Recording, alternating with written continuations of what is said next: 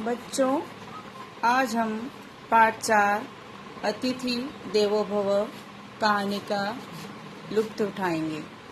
अतिथि देवो भव श्री देवेंद्र नाथ शर्मा द्वारा लिखित कहानी है और अतिथि देवो भव मतलब हमारे घर में जो अतिथि मेहमान आए वो देवता के समान है। अब इसके कठिन वर्ड हैं अकस्मात, अचानक, कामकाजी, कार्य करने वाला, समुन्नत, विकसित, कृत्रिमता, बनावट, वैयक्तिक, व्यक्तिगत, भग्न, तोड़ना, टूटना। इस कहानी के माध्यम से लेखक यह बताना चाह रहा है कि हमारे घर अकस्मात, अचानक अतिथि आ जाए तो हमें कैसा अनुभव होता है। यहाँ पर प्राचीन भारत में अतिथि को देवता के समान दर्शाया गया है। यही आर्ष वाक्य अतिथि देवो भव कहा गया है, किंतु पाश्चात्य संस्कृति के अभाव में इसका अत्यंत स्वाभाविक और कटु सत्य पर यहाँ चित्रण किया गया है। प्रस्तुत लेख में प्रत्येक व्यक्ति कहीं न कहीं स्वयं को पाता चलता है। हम लोग प्रस्तुत पाठ के माध्यम से आज समाज की अतिथि के लिए उत्पन्न मनोस्थिति की जानकारी प्राप्त करेंगे। यहाँ लेखक कह रहे हैं कि मैं नाम बताना नहीं चाहता हूँ, लेकिन कुछ बड़े घरों में अतिथि जमे ही रहते हैं और ऐसा कभी नहीं होता कि आज कोई अतिथि ना आया हो। उसके साथ कोई ना कोई रोज अतिथि होता है जिसके साथ वह भोजन करते हैं। अब लेखक यहाँ अपने बारे में बता रहा है कि मेरे घर में भी कोई न कोई अतिथि आ ही जाते हैं। पर पुराणों की कई कहानियां मिली जिसमें अतिथि सत्कार, आओ भगत करना, महिमा अपनी पराकाष्ठा चरम सीमा पर है। लोगों की अतिथियों के स्वागत सत्कार अपने हाथ से अपने पुत्र का वध करने में संकोच नहीं किया। राजा मोरध्वज का यश आज भी अक्षुण्ण है। यहाँ पर प्राचीन काल की कहानी दर्शाई गई है।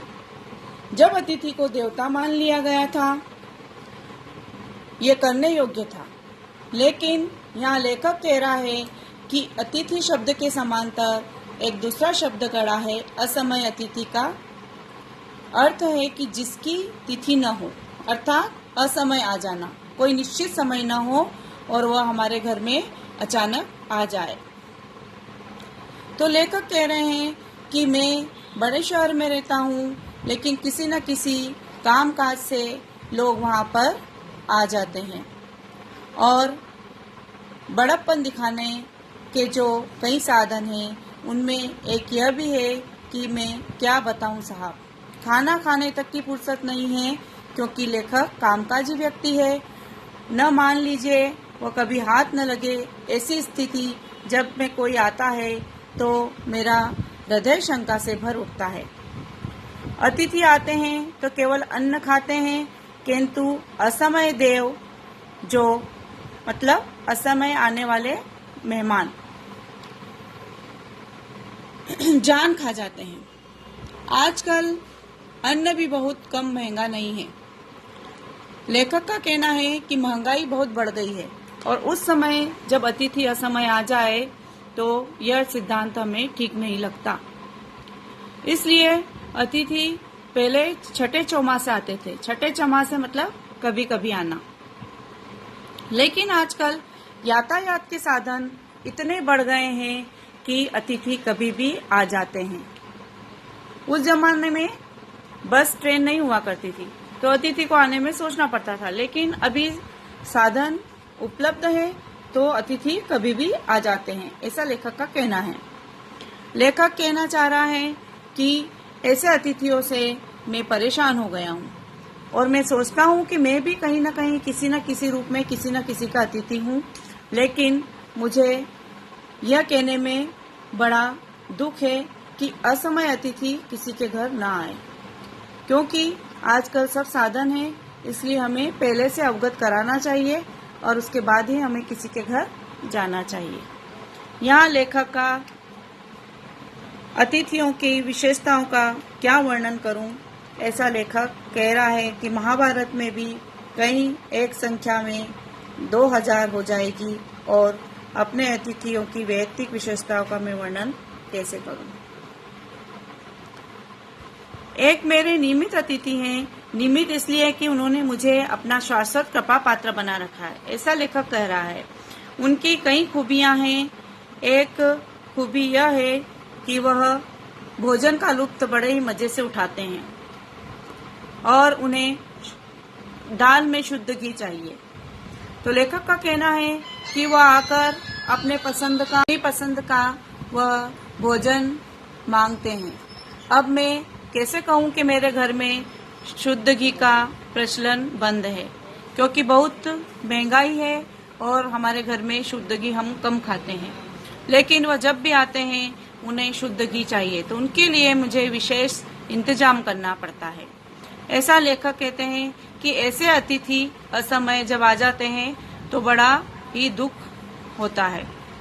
पत्नी बीमार है, नौकर 1 हफ्ते से छुट्टी पर गया है, 3 महीने हो गए हैं, नया नौकर रख नहीं सकता, क्योंकि जानबूझकर घर में चोर कौन बुलाए।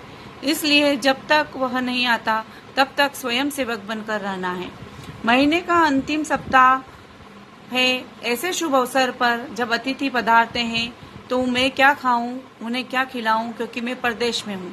लेखक का कहना है कि जब गांवों में अतिथि आते थे तो बड़े बड़े वहां पर घर हुआ करते थे और अतिथि का स्वागत होता था, और जब शहर में छोटे छोटे मकान में लोग रह रहे हैं और उस समय मेहमान आ जाते हैं तो बड़ी दिक्कत का सामना करना पड़ता है। कहाँ उनकी भोजन की व्यवस्था करें, कहाँ उनको ठहराने की व्यवस्था करें, ऐसा लेखक का कहना है।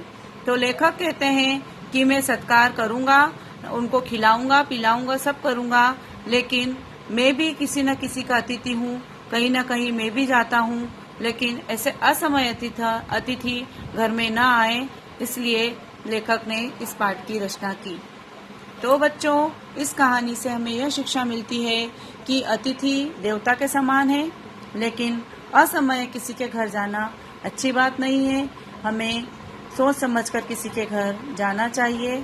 और इस पाठ के काम तो बच्चों, इस कहानी का उद्देश्य यही है, अतिथि देवो भव, अतिथि देवता के समान है, लेकिन असमय हमें किसी के घर जाकर उनको परेशान नहीं करना चाहिए।